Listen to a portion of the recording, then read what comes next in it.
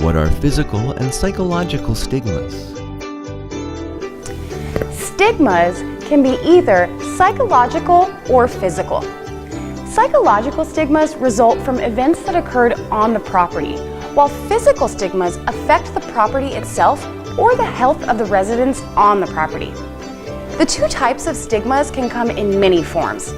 A few types of physical stigmas would be asbestos, lead-based paint, or even an electromagnetic field, because they have a physical effect on the property as well as the residents. A psychological stigma is something that previously occurred at the property that the buyer may feel uncomfortable with. For example, this is Jessica. She is interested in buying this home. However, before Jessica made any final decisions, she learned that the previous owner of this home was murdered there, and the town claims that the house is haunted. Ooh. Whether or not the house is actually haunted, Jessica now has a psychological stigma against the property. To make matters worse, the house is full of physical stigmas as well, including mold and radon gas. Yikes.